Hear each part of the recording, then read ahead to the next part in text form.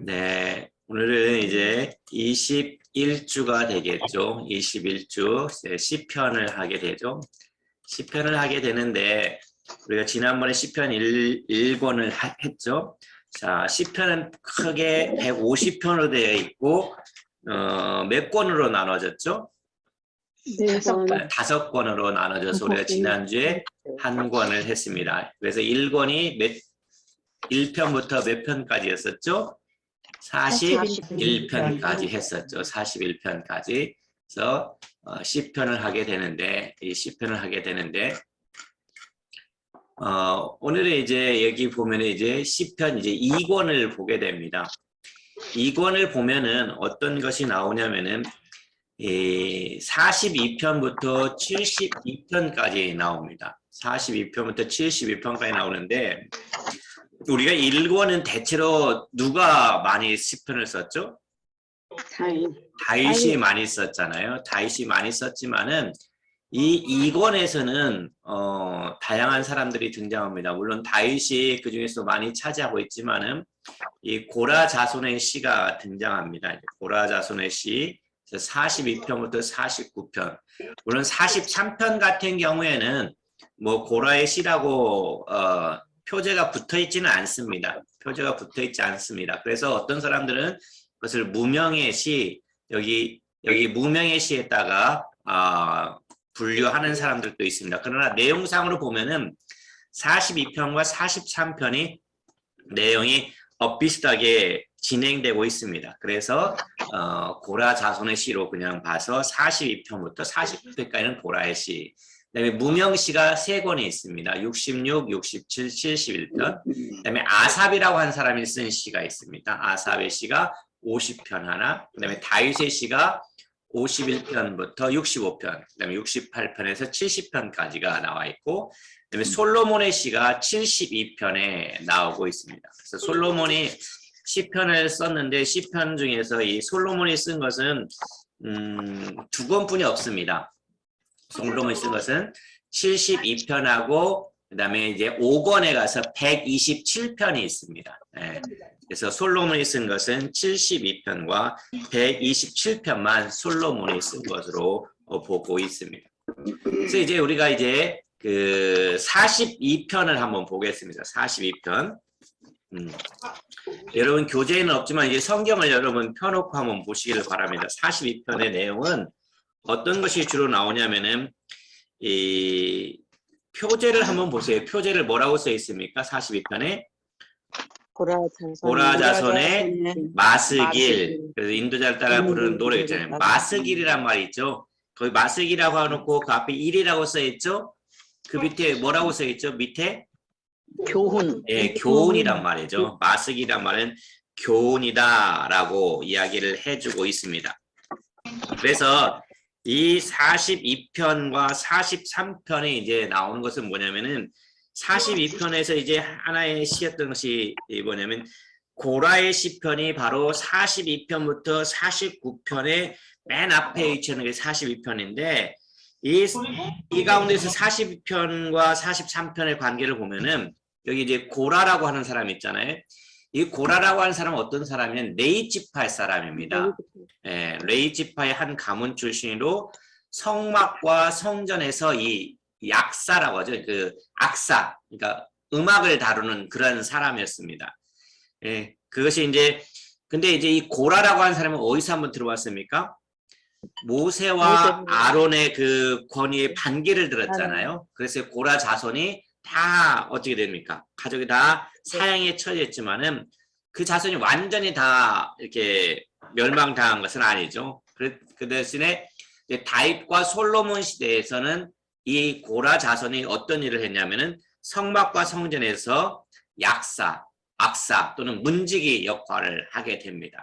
바로 그 사람들이 악사와 문지기를 섬겼는데 다윗으로부터 한 세기 넘게 지난 뒤인 여호사밧 시대에서도 여전히 그들은 성전에서 직분을 감당하고 있음을 보게 됩니다. 그래서 42편 같은 경우에는 이제 보통 이제 이 42편의 구조를 보면은 처음에 뭐라고 시작했습니까? 하나님이여라고 시작합니다.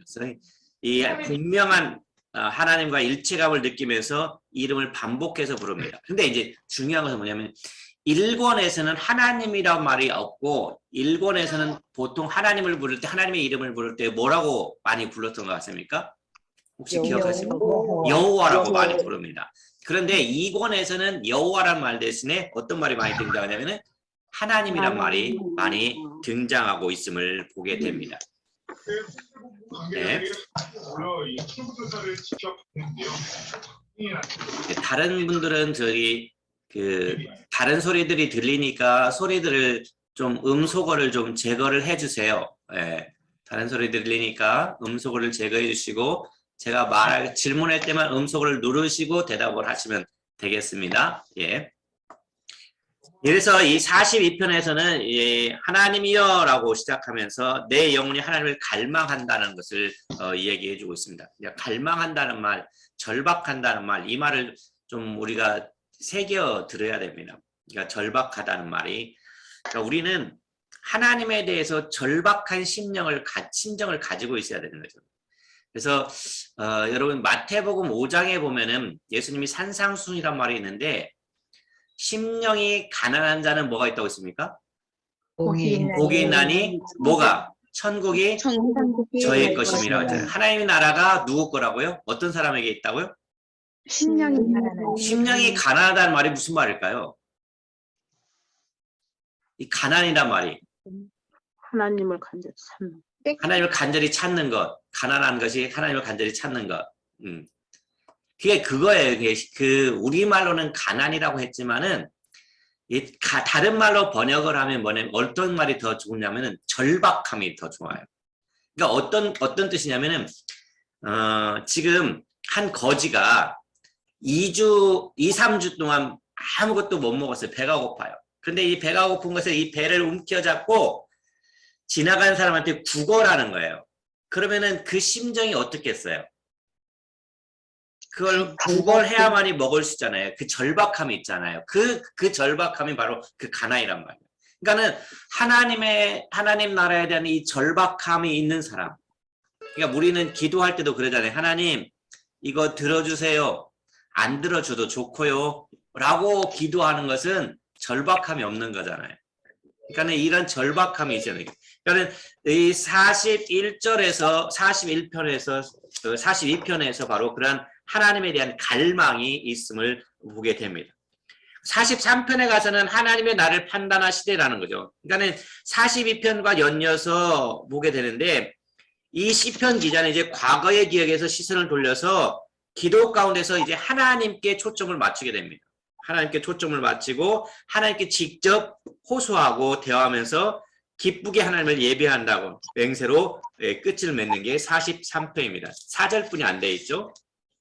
그래서 42편과 43편이 연결되어 있다 이렇게 보는 사람들이 많습니다. 그럼 44편으로 갑니다. 44편은 고라자손에 뭐가 나옵니까? 여기도 역시 마스길이 나오죠. 여기서는 이렇게 기억을 하면 됩니다. 주께서 주의 손으로 묵백성을 내쫓으시고 우리 조상들을 이 땅에서 뿌리박게 하셨다는 거죠. 그러니까 이방 나라에 의해서 초래된 미지의 위기 상황에서 이제 어떻게 보면 이것은 국가적 차원의 에도시라고 말합니다. 국가적 차원의 에도시라고 44편을 이야기를 해줍니다. 그래서 이 나라가 지금 어떤 심각한 위기에 처했다는 거죠. 그러니까 어떻게 보면은 44편 같은 경우는 우리나라의 그런 심각한 위기 상황에 처했을 때 이 말씀을 묵상하면서 읽으면서 하나님 앞에 구하는 거죠. 그러니까 하나님은 자기 백성을 버리고 그들을 잡아먹일 양처럼 적들이 넘겨주신 것처럼 느껴지는 것이 바로 여기 쭉 읽어보다면 9절 16절에 이렇게 등장을 하게 됩니다. 그래서 백성들은 어떤 죄를 짓지 않았기에 고통은 더 악화되고 백성들은 하나님께 변함없이 신실했지만 하나님이 이 위기를 허락하신단 말이에요. 하나님께서 허락하신단 말이에요. 그래서 이 시는 하나님이 일어나셔서 자기 백성을 구원해 주시기를 호소하는 아주 긴급한 간구로 끝을 맺게 되는 거죠. 그래서 44편은 주께서 주의 손으로 묵백성을 내쫓으시고 우리 조상이 이 땅에서 뿌리박게 하셨다라고 기억을 해주시면 되고 45편에 갑니다. 45편에 가면은 이제 왕의 영광과 위엄에 대한 찬양의 시가 바로 45편입니다. 이 45편은 특별히 어떤 시냐면은 왕가에서 결혼식 할 때 왕을 찬양하는 시로 쓰입니다. 결혼식 때 왕을 찬가하는 시로 이 45편이 쓰입니다. 그래서 거기에 고라의 자손의 마식을 해놓고 어떤 말이 들어가 있습니까?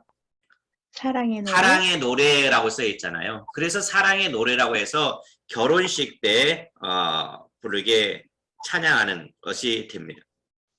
그래서 여기 1절 같은 건 내 마음에 좋은 말로 왕을 위하여 지은 것을 말하니 내 혀는 글솜씨가 뛰어난 서기관의 붓끝과 같도다.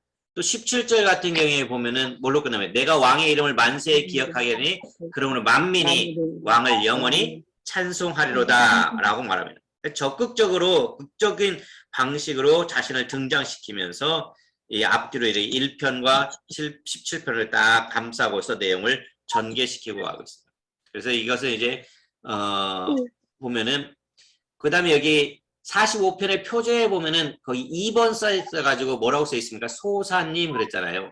소사님. 소사님이라고 해놓고 뭐라고 써 있습니까? 밑에?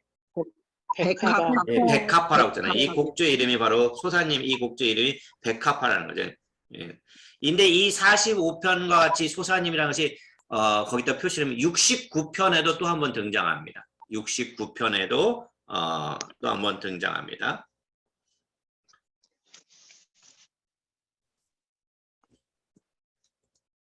그러면 사랑의 노래하면 성경에서 어떤 성경이 생각납니까? 아가잖아요. 그래서 이제 아가의 백합화 이미지가 두드러진 점을 이게 볼 수가 있죠. 45편은 아가와 연결시켜서 사랑의 노래라고 생각해주면 됩니다. 그 다음에 46편으로 갑니다. 46편은 하나님은 우리의 피난처시오 힘이시라는 거죠. 하나님은 우리의 피난처시오 힘이시라는 거예요. 고라 자손을 씌고 인도자를 따라 알라못에 맞춘 노래라는 거죠. 이 46편은 여기 보니까 하나님이 이스라엘의 피난처, 힘, 큰 도움, 자연과 열방을 다스리는 주이시라고 선포합니다. 그래서 어떻게 보면 42편부터 44편까지 계속해서 탄식하는 그런 기도였다면은 탄식의 시였다면은 그 탄식에 대한 응답이 바로 46편이다라고 우리가 기억을 하면 됩니다. 그리고 여기서 왕에게서 이제 시선을 돌려서 누구에게로 시선을 가냐면은 왕에서 하나님께로 시선이 돌아갑니다. 왕에서 하나님께로. 그래서 45편에 대한 응답이기도 하죠. 그래서 46편 같은 45편에 대한 응답인데 46편은 우리 마틴 루터가 종교개혁 할 때 그 찬송 한 거 있습니다. 잘하는 찬송이 뭡니까? 내주는 강한 성이요. 네, 바로 이 내주는 강한 성이요.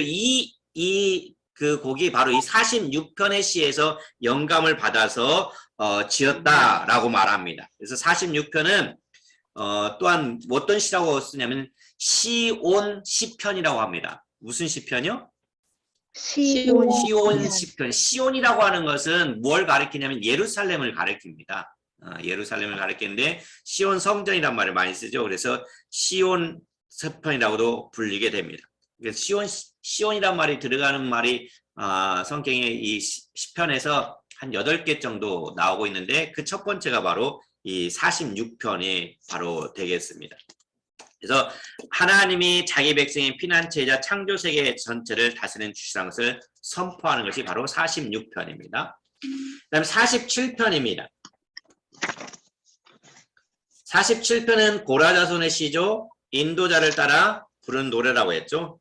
그러니까 46편에 대해서 46편과 47편을 이제 비교하면서 보게 되는데 이 47편과 46편과 47편은 이 함께 여호와가 창조 세계와 모든 나라보다 위대하다는 것을 가르쳐주고 있습니다. 선포하고 있습니다. 아까도 얘기했듯이 42편과 42편의 44편이 어떤 거였죠? 막 비관적이고 탄식하는 그런 시였다면은 그런 시라고 한다면 이 46편과 47편은 왕으로 높임 받으신 하나님이죠. 45편이. 그 다음에 이제 하나님이 모든 왕과 모든 나라를 다스린다는 진정 왕이라는 것을 47편에서 선포하고 있습니다. 그래서 모든 왕 중에 왕이라는 것이 바로 하나님이라는 거죠. 그러니까 이 하나님께서 제일 싫어하는 것이 뭘까요? 제일 싫어하는 것이 우상숭배. 우상숭배. 그러니까 우상숭배라고 하는 것이 뭘까요? 하나님을 그러니까 우리가 잘 알고 있는 건데요. 그러니까 결국 뭐냐면은 하나님을 하나님됨에 두지 않는 거예요. 그러니까 하나님의 자리에 누가 가는 거예요? 다른 것들을 채우는 거예요. 그렇죠? 그러니까 예수 믿고 교회 다닌다고 하는 사람들도 바로 이러한 오류에 많이 빠질 때가 있어요. 그러니까는 이런 걸 한번 생각해 보세요. 혹시 그런 적이 있는지. 교회에 오래 다녔기 때문에 새로운 사람들하고 이야기를 하다 보면은 이게 몇 마디 이야기하다 보면 저 사람의 신앙 수준을 어느 정도 알 수 있잖아요. 모릅니까? 말을 몇 마디 하다 보면 신앙이 어느 정도구나 이렇게 알 수가 있는데 그때 어떤 마음이 듭니까? 나는 저 사람보다 조금 뭐하다, 낫다, 우월하다 이런 감이 들 때 그것도 어떤 게 보면은 뭡니까? 우상. 예, 그렇죠. 그러니까 자기가 자기보다 높이는 거, 자기를 높이는 거잖아요. 그러니까는 하나님을 믿는 사람이라고 한다면은 모든 것이 다 뭐가 돼야 돼? 차별이 없어야 되는 거잖아요. 차별이 없어야 돼요. 그러니까 복음에는 차별이 없잖아요. 있잖아요. 나이 든 사람이나 어린 사람이나 부자나 가난한 사람이나 뭐 이방인이나 유대인이나 이거 복음에는 차별이 없어요. 그런데 오늘날 보면은 교회는 뭐가 있어요? 차별이 있음을 보게 되죠. 네. 그러니까는 이런 안타까움들이 있는데 오히려 그 교회가 복음 위에서 세워진 교회가 복음에는 차별이 없는데 복음 위에 세워진 교회가 차별하고 있다는 거죠. 하나님 참 이게 안타까울 것 같아요. 그러니까 이 47편도 역시 바로 그런 거죠. 하나님 자리에 있게 하는 거죠. 모든 것을 다스리는 왕으로. 그다음에 48편으로 넘어갑니다. 이것도 이제 우리가 복음성가에서 많이 불렀던 터가 높고 아름다워 큰 왕의 성, 여기 시온산이 등장하게 되잖아요. 그래서 이것도 역시 시온이 들어가기 때문에 무슨 시편? 시온 시편이라고 합니다. 시온 시편. 그러니까 거룩한 산을 찬양하는 이 시는 이제 전형적인 시온 시편이 됩니다. 그래서 시온은 예루살렘의 또 다른 이름이 됨을 가르쳐주고 있죠. 그다음에 49편입니다. 49편. 49편은 고라 자손의 시라고 했죠.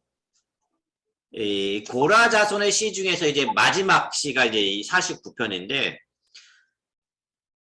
이 악인의 운명에 대해서 이제 생각하게 하는 지혜 시입니다. 이것은 이게 이제 뭐냐면은 이 시는 모든 사람은 어떻게 되면 죽는다는 거잖아요.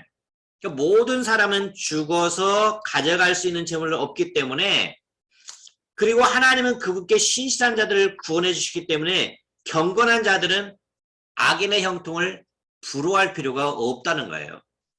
부러워할 필요가 없다는 거예요. 그러니까 부러워해서는 안 된다고 단언하는 것이 바로 이 49편의 이야기입니다. 49편의 이야기.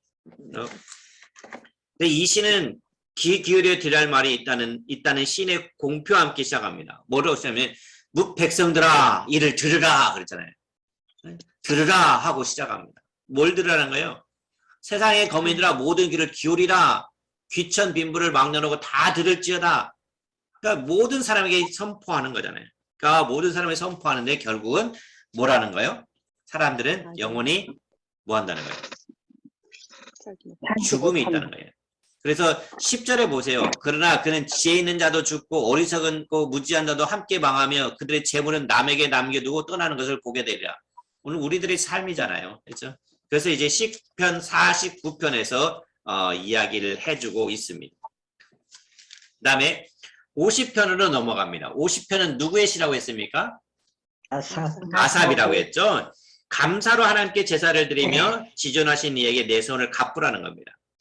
50편에는 10편에서 보게 되는 게 하나님이 인간에게 직접 말씀하시는 장면입니다. 보통은 인간이 하나님 앞에 기도하는 건데 10편, 50편은 하나님께서 말씀하는 거예요. 그러니까 시인들이 하나님께 말하거나 다른 사람에게 하나님에 대해서 말하는 것이 일반적인데 여기는 거꾸로 말하고 있어요. 그래서 이 시지의 주제는 뭐냐면 50편의 주제는 뭐냐면요. 제사에 대한 올바른 이해예요. 시편은 뭐라고요? 시편 50편은 제사에 관한 거예요. 그러니까 제사는 인간이 하나님께 베풀 수 있는 호의나 그분이 존재하기 위해 필요한 의식이 아니지만 어떤 이들은 그렇게 생각한 것처럼 보여요. 그래서 이제 정확히 말하면 제사는 하나님 있는 그 존재 자체, 하나님 존재와 그분이 자기 백성을 위해 행하신 일에 대해서 감사와 응답으로 드려져야 된다는 거죠. 그러니까 우리가 예배 드릴 때 가장 중요한 것은 뭐냐면 감사가 꼭 들어가야 되는 거죠. 네.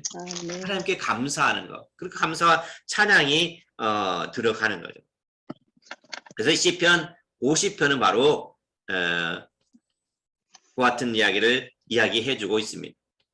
그래서 여기 아삽이라고 하는데 이 아삽이라고 하는 시가 지금 2권에서는 한 번 등장하잖아요. 근데 이제 이 3권에 넘어가면은 73편부터 83편까지 계속 아삽의 시가 등장하고 있습니다. 근데 여기만 이제 50편만 이 2권으로 나와 있죠. 예.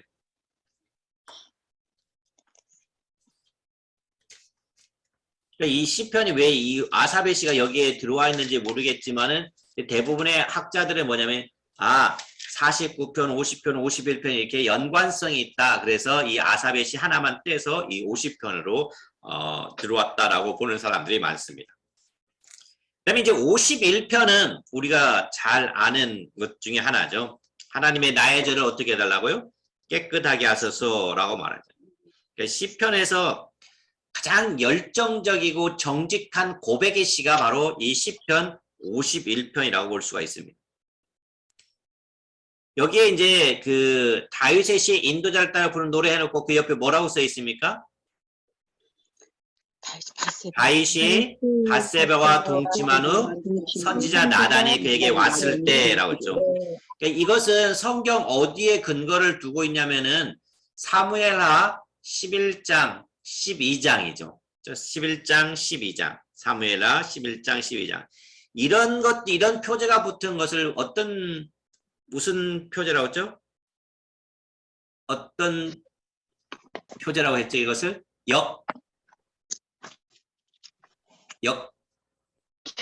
역사적 표제라고 했잖아요. 역사적 표제. 예, 역사적 표제라고 했어요. 그래서 역사적 표제를 가리키는 것들이 몇 개가 있었죠. 우리가 뭐 기억 안 해도 되겠죠. 기억 안 해도 되겠지만 한번 제가 생각을 해보겠습니다. 1권에서는 뭐가 있었습니까? 7편이 있었고 7편, 그 다음에 18편, 30편, 34편이 있었습니다. 그리고 이제 2권에 들어와서는 지금 첫 번째로 나온 것이 51편입니다. 또 51편이 있고 그 다음에 52편도 있어요. 52편, 그 다음에 54편, 56편, 57편, 59편, 60편, 63편. 그러니까 2권에 굉장히 많이 등장하고 있어요. 그리고 역사적 표제로 등장한 것 중에서 5권에서 다섯 번째 권에서 142편이 있어요. 142편. 이것이 이제 역사적 표제를 붙은 14권이 여기에 나오는데 그 14권 중에서 51편은 6번째에 해당되는 거죠. 그래서 이제 이 51편은 어떤 시편과 대조를 이루고 있냐면 32편과 대조를 이루고 있어요. 그래서 여러분이 성경을 읽을 때 32편과 51편을 함께 읽으시면은 오히려 도움이 될 겁니다. 그래서 32편은 다윗이 자신의 죄를 고백하고 하나님의 용서를 받은 데 있는 그 기쁨과 해방감을 이야기하고 있지만 이 51편 같은 경우는 뭡니까? 회개식 가운데 하나로 보게 되는 거죠. 이것은 51편은 하나님이 나를 용서해 주셨나 그것을 이제 경험하지 못하면서 지은 시가 51편이고 32편 같은 경우는 완전히 경험하고 기록한 것이기 때문에 그것을 잘 대조하면서 읽으시면 여러분이 도움이 될 겁니다. 그다음에 52편입니다. 52편. 52편은 내가 어찌하여 악한 계획을 스스로 자랑하는가라는 거죠. 다윗은 많은 무고한 이들을 학살한 이제 여기도 아까 52편도 거기에 표제에 뭐가 붙어 있습니까? 에돔인 도액이 사울에게 이르러 다윗이 아히멜렉의 집에 왔다고 그에게 말한 때이죠. 그러니까 혹시 여러분 우리가 이제 사무엘 했었잖아요. 이 사무엘하 어디입니까? 거기에 아마 사무엘상이겠죠. 사무엘상 21장쯤에 나오겠죠. 사무엘상 21장인데 이 도액이라고 하는 사람이 어떻게입니까? 다윗이 사울을 피해서 도망쳤었잖아요. 도망쳐서 있었는데 이 에돔인 도액이 사울 왕의 우두머리였었어요. 이 우두머리가 사울의 명령을 따라서 어디로 가냐면 노비라고 하는 곳에서 85명의 대제사장을 다 죽이잖아요. 그때 그 대제사장 중에 누가 있으면 아히멜렉이라는 사람이 있었습니다. 바로 그것을 이제 이 아히멜렉이 다윗을 도왔기 때문에 이 에돔인 도액이 그들을 다 죽였잖아요. 그 사건을 보고 이 다윗이 이제 감정이 나와서 내가 어찌하여 악한 계획을 스스로 자랑하는가 하면서 지은 노래가 52편입니다. 그 다음에 53편입니다. 답변하기 적당한 말. 53편은 하나님은 나를 돕는 이시라는 거죠. 그러니까 52편에서 51편에서는 계속 뭘 나타내냐면은 다윗의 이름을 언급한 원수와 언급하지 않은 원수가 있는데 여기 보니까 52편에서 아까 원수가 누구였습니까? 도액이라고 하는 사람이 등장하잖아요. 근데 이제 53편에서는 어떤 사람이 등장하냐면은 그냥 어리석은 자라고 등장합니다. 어리석은 자, 죄악을 행하는 자라고 합니다. 그래서 53편에서 어리석은 자는 그의 마음에 이르기를 하나님 없다도다. 이것은 몇 편과 10편 몇 편과 일치될까요? 우리 한번 앞에서 했었는데 10편 어리석은 자는 그 마음에 이르기를 하나님 없다는 거잖아요. 10편 14편입니다. 14편과 내조를 이루겠죠. 에돔 사람 도액과 같이 오만하고 어리석은 자에 대해서 다루게 되죠. 그 다음에 54편으로 넘어갑니다. 54편은 하나님 나를 돕는 이시라는 거잖아요. 그래서 52편과 53편에서의 그 원수들이 도액이라는 사람과 어리석은 자 이렇게 나타나는데 54편에서는 또 다른 부류의 원수들이 등장해요. 그래서 여기에 보니까 어떤 사람들이 등장하면은 다윗을 사울에게 팔아 넘긴 사람들이 등장하죠. 그 사람들이 이제 사무엘상 23장에 보면 10사람들이라고 하잖아요. 10사람들. 그 10사람들이 등장하게 되죠. 그래서 여기 이제 54편 같은 경우도 그래서 표제어가 뭐라고 붙어 있습니까? 10사람이 사울에게 이르 말하기를 다윗이 우리가 있는 곳에 숨지 아니하였나이까 하던데 그래서 이 사람들이 10사람들이 계속 다윗이 숨긴 곳을 사울에게 고발했죠. 알려줬던 사람들이죠. 그것들이 바로 이제 다윗의 원수로 등장하게 됩니다. 그 다음에 55편입니다. 55편. 55편은 다윗이 믿었던 옛 친구 때문에 위험에 빠지게 되었음을 토로하는 탄식시입니다. 물론 옛 친구가 누구인지 정확하게 나와 있지는 않지만 구체적인 상황은 나지 않지만은 이 표현들 속에서 보면 배신감에 대해서 아주 충격을 받은 그런 모습들이 55편에 담겨져 있습니다. 56편입니다. 56편은 내가 두려워한 날에 내가 주를 의지하리라. 그러니까 이 시의 핵심은 뭐냐면요. 반복적으로 후렴구가 있어요. 반복적으로 3절, 4절, 또 10절, 11절. 그리고 이 후렴구에서 계속해서 표현하는 것이 뭐냐면 하나님에 대한 신뢰를 중심으로 전개되고 있어요. 그리고 여기에 보니까 표제어에 뭐가 붙어 있습니까? 다시 믿던 시. 요나 엘렘 로감에 맞춘 노래하면서 다윗이 가디에서 블레셋인에게 잡힌 때 그랬잖아요. 그렇죠? 이게 이제 표제어고 그러나 이런 것들이 있어야 역사적 표제어가 되겠죠. 그러니까 다윗의 이 원수들의 등장이 두려지는 일련의 시편 중에 하나이기도 하죠. 그다음에 57편으로 갑니다. 57편에서는 하나님이여 주는 하늘에 높이 들리시나라는 거죠. 57편은 탄식으로 시작합니다. 하나님이여 내게 은을 베푸소서 내게 은을 베푸소서 내 영혼이 주께로 피하되 주의 날개 그늘에서 이 재앙들이 지나가게 피하리다. 탄식으로 시작하는데 탄식으로 시작해서 끝이 뭘로 끝나는가 보세요. 뭘로 끝납니까? 하나님이여 주는 하늘에 높이 들리시리니며 주의 영광이 온 세계 위에 높아지기를 원하나이다. 뭘로 끝납니까? 찬양으로 끝납니다. 탄식으로 시작해서 찬양으로 끝나는 시편이 바로 57편입니다. 그래서 이 시는 피난처로서의 하나님이라는 주제를 강조하게 되겠죠. 이 표제가 붙은 다윗이 사울을 피하는 굴에 있던 때 그게 무슨 굴이었습니까? 아골람인가? 네. 아골람? 그게 이제 사무엘상 24장의 내용을 다루고 있다고 얘기하는데 사무엘상 24장보다도 사무엘상 22장에 나오는 사건들을 다루고 있음을 보게 됩니다. 사무엘상 22장의 사건들을 다루고 있음을 보게 됩니다. 그 다음에 58편으로 넘어갑니다. 58편.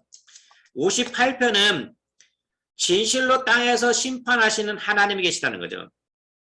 그러니까 의로운 재판관이신 하나님이 악한 재판관들이 저지르는 불의를 바로잡으셔야 한다는 간절한 부르짖음이 바로 58편에 등장하고 있습니다. 그러니까 어떻게 보면은 이 불의에 대해서 바르게 공의를 심판해 줄 것을 기도하는 것이 바로 58편입니다. 그다음에 59편으로 갑니다. 59편은 하나님은 나의 요새라는 거죠. 그러니까 59편은 다윗이 원수들의 잔인한 공격에 직면해서 하나님의 구원하심을 바라는 기도가 바로 59편입니다. 그래서 표제가 붙어 있는데 표제가 뭘로 붙어 있습니까? 사울이 사람을 보내 다윗을 죽이려고 그 집을 지킨 때에 그랬습니다. 이것은 사무엘상 19장에 나온 겁니다. 사무엘상 19장에 역사적 표제야겠죠. 사무엘상 19장의 사건이 바로 배경이 됩니다. 59편은요. 그 다음에 60편입니다. 60편. 60편은 유다는 나의 기회며 모압은 나의 목욕통이라는 거죠. 그러니까 국가적인 위기를 배경으로 하는 이 시의 핵심은 6절, 8절 말씀입니다. 6절, 8절 말씀. 6절, 8절 말씀인데 한번 6절, 8절 말씀을 한번 읽어보겠습니다. 시작. 하나님이 그의 거룩하심에 말씀하시되 내가 뛰놀리라. 내가 세겜을 나누며 숫꽃 골짜기를 측량하리라. 길르앗이 내 것이요 므낫세도 내 것이며 에브라임은 내 머리에 두고요 유다는 나의 귀이며 모압은 나의 목욕통이라. 에돔에는 나의 신발을 던지리라. 블레셋아 나로 말미암아 외치리라 하셨도다. 그렇죠? 그러니까 여기서 하나님은 모든 나라에 대한 자신의 주권과 자기 백성들과의 특별한 관계를 확언해 주는 것이 바로 이 시편 60편입니다. 그러니까 다윗이 블레셋, 모압, 에돔 족속을 포함해 적들과 싸워 이긴 사건을 보도하는 사무엘하 8장을 배경으로 하고 있습니다. 61편입니다. 61편은 내가 영원히 주의 장막에 머물며 라고 기억을 해주시면 됩니다. 그러니까 이 시에서 다윗은 예루살렘으로부터 멀리 떨어진 곳에서 하나님의 성소로 돌아가기를 갈망하면서 지은 시가 바로 이 61편입니다. 그러니까 어떻게 보면은 이 시의 배경이 될 수 있는 것은 뭐냐면은 다윗이 아들 압살롬이 반란으로 이제 예루살렘을 떠나게 됐잖아요. 그러니까 예루살렘을 떠난 망명 생활을 하는 그런 시절과 아주 잘 어울립니다. 사무엘하 15장에서 17장까지의 그 내용이 여기에 담겨져 있죠. 그렇죠? 그래서 아주 이제 정말로 그 갈급함이 그 장막에 돌아오고 예루살렘에 돌아오신 마음이 이 61편에 아주 잘 드러나 있습니다. 62편입니다. 62편은 나의 영혼이 잠잠히 하나님만 바라며. 그러니까 이 시에서는 어떻게 보면 다윗이 원수들의 공격에 아주 이 중압감을 느끼는 가운데서 아주 궁극적인 안식과 보호의 원천이 누구냐? 하나님이시라는 것을 신뢰하는 표현이 바로 62편에 등장합니다. 그러니까 이 시에서 이 다윗의 원수들의 등장이 두드러진 일련의 시편 중 하나죠. 그래서 아까 52편에서도 나왔잖아요. 에돔, 그다음에 53편에서는 어리석은 자, 이런 사람들이 그 원수들로 등장했었는데 이 62편에서도 바로 그러한 사람들 가운데서도 하나님께서 나를 보호하시고 인도해 주신다는 것, 안식과 보호의 원천이 바로 하나님이라는 것을 찬양하는 시가 바로 62편이 되겠습니다. 62편. 그 다음에 63편입니다. 63편은 내가 간절히 주를 찾는다는 거죠. 다윗은 이제 62편에서처럼 하나님을 향해서 신뢰를 고백하지만 다른 관점에서 표현하고 있어요. 예를 들어서 1, 2절에 보면은 다윗은 그가 그리워하는 하나님의 성소로부터 멀리 떨어진 광야에서 원수들에게 고통당하는 가운데서 하나님께 기도하는 모습이 이 63편에 잘 보여주고 있습니다. 그래서 이 시는 다윗의 원수들에게 두드러진 이 계속해서 나타나는 그런 시들 가운데 하나가 되겠죠. 거기 표제가 뭐라고 붙어 있습니까? 유다 광야에 있을 때였잖아요. 다윗이 사울의 핍박을 피해서 유다 광야로 피신하여서 세월을 보낸 적이 있잖아요. 그래서 이제 사무엘상 19장에서 31장까지 등장하는 건데 여기 보니까 11절 한번 보세요. 63편 11절. 거기 보니까 왕은 하나님을 즐거워하리니 주께 맹세한 자마다 자랑할 것이나 거짓말하는 자의 입은 막으리로다 했잖아요. 그러니까 여기 왕에 대한 언급은 이 시가 다윗이 그의 아들 압살롬의 반란으로 예루살렘을 떠나 망년생활을 하던 때를 염두에 두고 있음을 암시하는 그런 이 단어가 바로 여기 왕이라는 단어 속에서 감추어져 있습니다. 그 다음에 64편으로 넘어갑니다. 64편은 주는 악을 꾀하는 자들의 음모에서 나를 숨겨주시고 라고 하는 거죠. 여기서 이제 다윗은 자신에 대해서 음모를 꾸미는 원수들의 위험에 처하게 되는데 그래 이제 먼저 원수들의 잔인하고 고삐 풀린 혀가 불러일으키는 해악에 초점을 맞춥니다. 1절부터 6절까지는. 그리고 그 초점이 옮겨서 원수들의 악행을 그들 스스로에게 되돌리는 하나님을 선포하고 7, 8절에서 그리고 모든 사람이 그분의 찬양하도록 이끌어주는 겁니다. 그래서 이 64편은 다윗의 원수들의 원수들이 등장하는데 여기도 마찬가지로 원수들이 등장하는 거죠. 그렇지만은 피난처이신 하나님이라는 주제를 강조하는 그 시가 바로 64편입니다. 그러니까 이 64편 보면은 계속해서 원수들이 다윗에게 나오지만은 결국은 피난처가 되고 보호자가 되시는 분은 누구다? 하나님이시라는 것을 이야기를 해주고 있습니다. 65편입니다. 65편부터 67편은 모든 사람과 모든 나라를 향한 하나님의 관심에 초점을 맞춥니다. 65편부터요. 67편까지. 그래서 65편은 공동체를 위해 드리는 찬양입니다. 공동체를 위한 찬양. 그래서 이제 1절부터 4절까지 보면은 이렇게 나오잖아요. 세상 모든 사람이 나올 시온 성전을 중심으로 하는 찬양으로 시작됩니다.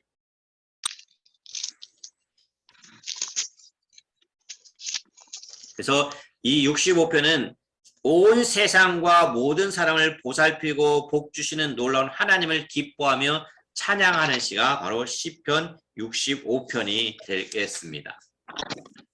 66편입니다. 이 66편은요, 조금 이제 좀 살펴볼 필요가 있는데,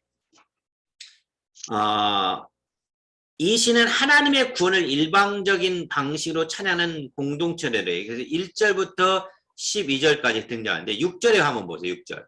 66편 6절. 한번 같이 읽겠습니다. 시작. 하나님이 바다를 변하여 육지가 되게 하셨으므로 우리가 걸어서 강을 건너고 우리가 거기서 주로 말미암아 기뻐하였도다. 이게 어느 때의 이야기죠? 홍해 건널. 그렇죠. 홍해 건널 때잖아요. 출애굽기 14장의 내용이잖아요. 그렇죠? 네. 그러니까 그리고 나서 이제 나머지 부분은 하나님이 행하신 어떤 구원을 쉽게 적용할 수 있을 만큼 일반적인 내용이 등장합니다.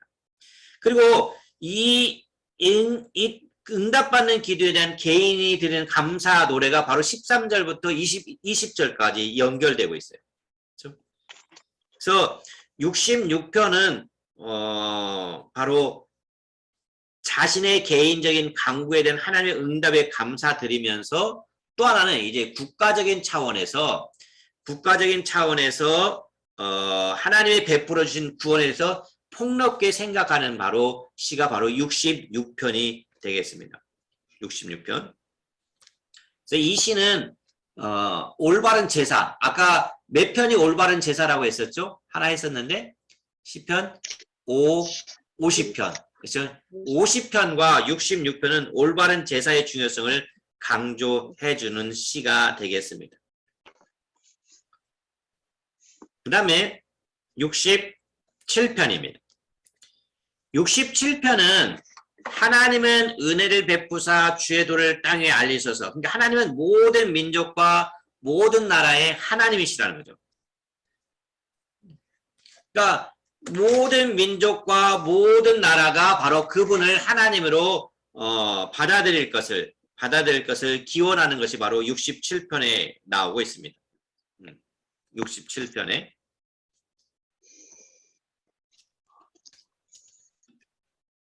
그러니까 어떻게 보니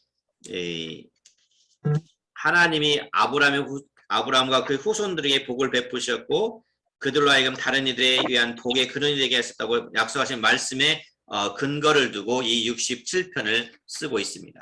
그 근거가 바로 이제 창세기 몇 장입니까? 12장에 근거를 두고 쓰고 있는 거죠.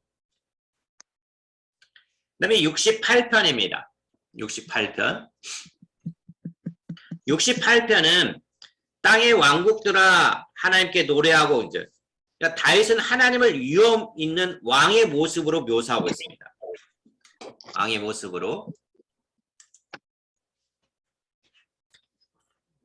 그러니까 하나님은 이스라엘의 이집트 종살에서 벗어나 광야를 통과하고 약속의 땅 가나안을 향해 갈 때 그들 앞에서 위엄 있게 말을 타고 가시고 시온산에 이르러 그 성소에 의기양양하게 자정하시는 왕으로 찬양받으시는 모습이 바로 68편에 나오고 있습니다. 그 다음에 여기 표제를 보면은 아까 66편, 67편, 68편도 바로 인도자를 따라 부르는 노래 그랬잖아요. 68편의 표제에 이런 단어들이 나오는데 이 시편에 보면은 뭐냐면 항상 뭐뭐에 따라 부르는 노래, 시, 노래 이렇게 끝나는 것이에요. 다윗의 시, 노래 이렇게 끝났습니다. 시, 곧 노래 이렇게 끝나는 것들이 몇 개 있는데 그러니까 모두 열방에 대해서 다루고 있습니다. 열방에 대해서.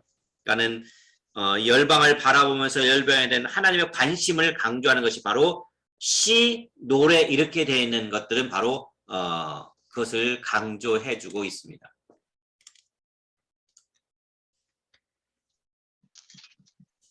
결국은 이 시편은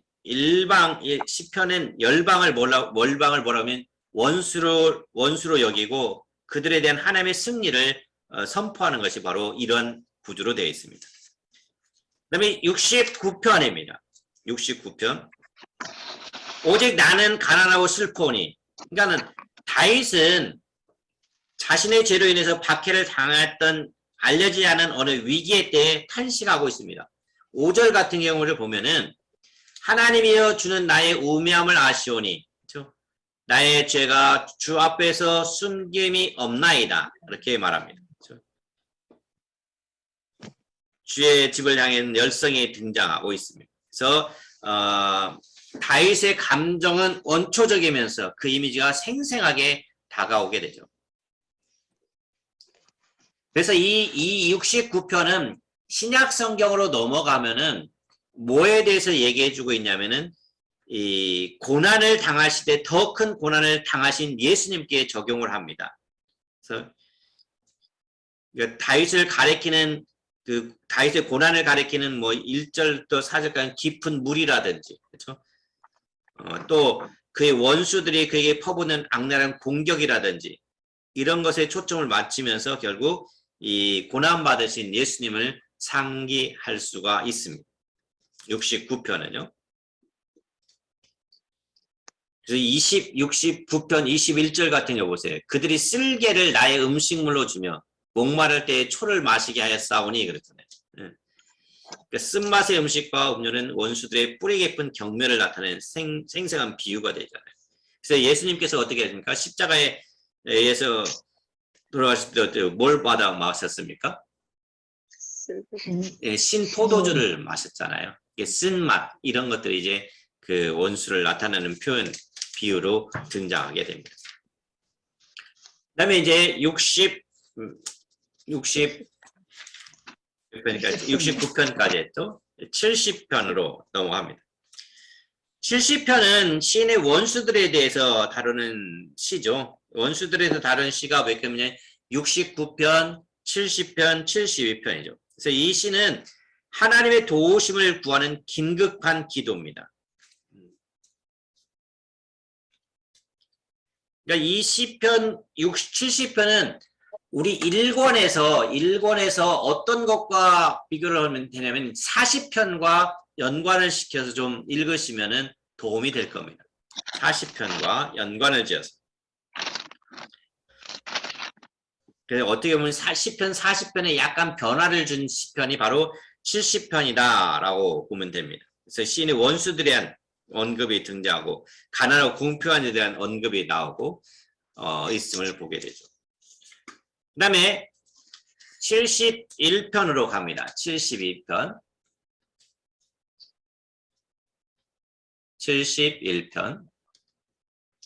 71편으로 가면은 뭐가 등장합니까? 71편에는 늙을 때에 나를 버리지 마시며 나는 항상 소망을 품고라는 거죠. 진짜 71편은 원수들로부터의 구원을 간구하는 기도입니다. 원수들로부터의 구원을. 그래서 이제 70편에 담긴 생각을 자연스럽게 이어가고 있어요. 70편과 71편. 그래서 71편에는 뭐가 안 붙어 있어요? 표제어가 안 붙어 있어요. 그래서 70편, 71편이 연결됐다라고 보게 됩니다. 그러니까 어떻게 보면 이 71편에는 70편보다도 훨씬 더 깊은 신뢰와 소망이 담겨져 있어요. 71편은요. 71편은 하나님의 놀라운 행사들을 언급하고 있습니다. 그리고 65편부터 67편까지 열방에 대한 관심이 계속해서 연결해서 이 71편에도 등장하고 있습니다. 그래서 71편 1절 같은 거 보세요. 여호와여 내가 죽게 피하오니 내가 영원히 수치를 당하게 하지 마소서 그러잖아요. 네. 피난처이신 하나님은 뭐 중요한 주제로 여기서 등장하고 있습니다. 그렇죠? 71편 9절을 한번 볼까요? 71편 9절. 71편 9절에 보면 뭐라고 쓰였습니까? 늙을 때 그런 말이 나옵니다. 그러니까 이제 인생을 마무하는 관점에서 시를 쓰고 있음을 이제 보게 되죠. 그래서 이 시에서는 늙을 때 나를 버리지 마시며 내 힘이 쇠약할 때 나를 떠나지 마소서라고 고백을 하잖아요. 그러면서 하나님께 대한 신뢰와 소망이 강하게 담겨져 있습니다. 72편입니다. 72편은 다윗의 아들 솔로몬의 저작으로 간주되는 왕을 위한 기도죠. 그래서 72편은 화려한 필지로 왕이 해처럼 사라지지 않고, 그렇죠? 땅의 군왕들이 그에게 조공을 바치러 오고, 10절에 그의 통치가 땅끝까지, 8절에 미치게 해주시기를 하나님께 간구하고 있어요. 그러나 이 시는 단순히 이제 왕의 칭송하는 것보다는 하나님의 그 존재, 이제 하나님, 단순히 칭송하는 존재가 하나님임을 알려주고 있죠.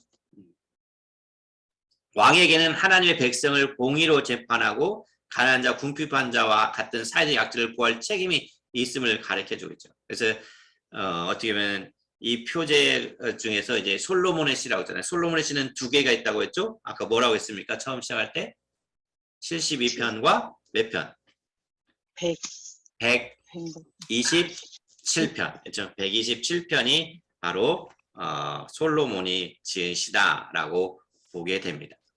그래서 오늘 이제 여기 한번 생각을 해보면 이제 50편 같은 게 다시 한번 정리해보면 50편 14절 한번 읽어보세요. 감사로 하나님께 제사를 드리며 지주하신 이에게 내 소원을 갚으며 환난 날에 나를 부르라 내가 너를 건지리니 내가 나를 영화롭게 하리라. 그러니까 감사로 제사. 그래서 제사의 바른 제사 문제를 다룬 것이 바로 몇 편이라고 했습니까? 10편 50편이라 라고 얘기를 해줬죠.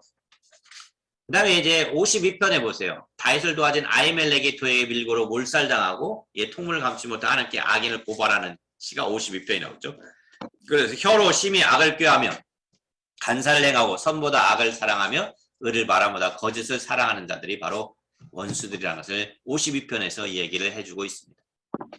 그 다음에 62편은 나의 영혼이 잠잠히 하나님은 바라며 나의 구원이 그에게서 나오는도다.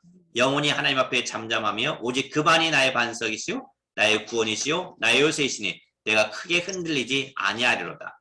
참 우리는 하나님을 믿으면서도 믿음이 흔들릴 때가 참 많습니다. 그러니까 믿음이 흔들릴 때마다 뭘 붙들어야 돼요? 말씀. 내 안에 예수님이 있다는 것을 기억하시면 돼요. 예수님, 그러니까 예수님이 내 안에 계심을 인정을 하라. 그러니까 뭐 다음에 언제가 이제 하나님의 나라에 대해서 좀 이야기할 때가 있겠지만은 우리 믿음이 흔들릴 때마다 이 하나님 나라에 대해서 한번 생각해 볼 수 있기를 바랍니다. 그다음에 66편입니다. 같이 한번 읽어봅니다. 시작. 하나님이여 주께서 우리를 시험하시되 우리를 단련하시기를 은을 단련함 같이 하셨으며 우리를 끌어 그물에 걸리게 하시며 어려운 짐을 우리 허리에 메어 두셨으며 사람들이 우리 머리를 타고 가게 하셨나이다. 우리가 불과 물을 통과하였더니 주께서 우리를 끌어내사 풍부한 곳에 들이셨도다. 하나님께서 우리를 어떠한 곳에 들이셨다고요? 풍부한 곳에 들이셨습니다. 하나님께서 우리를 이미 어디에 있게 하셨어요? 하나님 나라에 있게 하셨어요. 우리를 이미 어디에 있게 했다고요?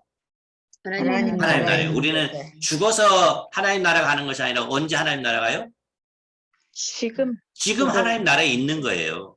우리가 예수님을 믿고 있으면 우리가 예수님 믿고 있으면 그게 곧 하나님 나라인 거예요. 네. 그러니까 우리가 꼭 죽어서만 가는 나라, 하나님 나라 그렇게 생각하지 말고 지금 그러니까 내가 지금 기쁘잖아요. 하나님 예수님으로 말미암아 내가 기쁘면은 물론 죽어서 가서 하나님 나라 가는 그때의 기쁨은 지금 누리는 기쁨에 비교할 수 없는 기쁨이 있을 거예요. 그러니까 지금 우리가 맛보라는 거죠. 그래서 누리면서 살라는 거죠. 예수님께서 분명히 우리에게 말씀하셨어요. 하나님 나라. 우리가 기도할 때 예수님이 첫 번째 기도 어떻게 주기도문이 뭡니까? 하늘에 계신 우리 아버지. 그것은 이제 부르는 말이고 기도가 뭐였습니까? 나라에 임하옵시며. 그래 나라에 임하옵시면 그랬잖아요. 그 나라가 어떤 나라입니까? 하나님 나라잖아요. 그러니까 예수님께서 계속해서 말씀하신 것이 하나님 나라예요. 부활 승천하시고 40일 동안에 제자들에게 가르친 것도 무슨 뭐에 대한 것이었을까요? 하나님 나라였어요. 하나님 나라. 계속해서 반복해서 가르치는 거죠. 얼마나 오해를 했으면 몰랐으면 하는 예수님께서 그 40일 남은 제자들과 마지막 그 40일 동안도 하나님 나라에 대해서 가르쳤을까? 그만큼 중요하다는 거죠. 네. 자, 이제 우리 테스트를 한번 해봅니다. 이게 우리 52편, 62편, 62편. 다윗을 도와준 아히멜렉이 누구의 밀고로 몰살당하죠? 도에게 밀고로 몰살당하죠. 도에게 밀고로 몰살당합니다. 그렇죠? 그 다음에 62편은 나의 영혼이 잠잠히 하나님만 바라며 나의 무엇이? 구원이 그에게서 나오는도다. 영혼이 나의 하나님 앞에 잠잠히 오직 그만이 나의 반석이시여 나의 구원이시여 나의 요새이시니 내가 크게 흔들리지 아니하려다. 하나님이여 주께서 우리를 시험하실 때 우리를 단련하시기를 무엇을 단련한 같이? 은을 단련함 같이 하셨으며 우리를 끌어 그물에 걸리게 하시며 어려운 짐을 우리 허리에 메어주셨으며 사람들이 우리 머리를 타고 가게 하셨나이다. 우리가 불과 물을 통과했더니 주께서 우리를 끌어내사 풍부한 곳에 들이셨도다. 그렇죠? 예. 오늘은 시편 42편부터 72편까지 살펴보았습니다.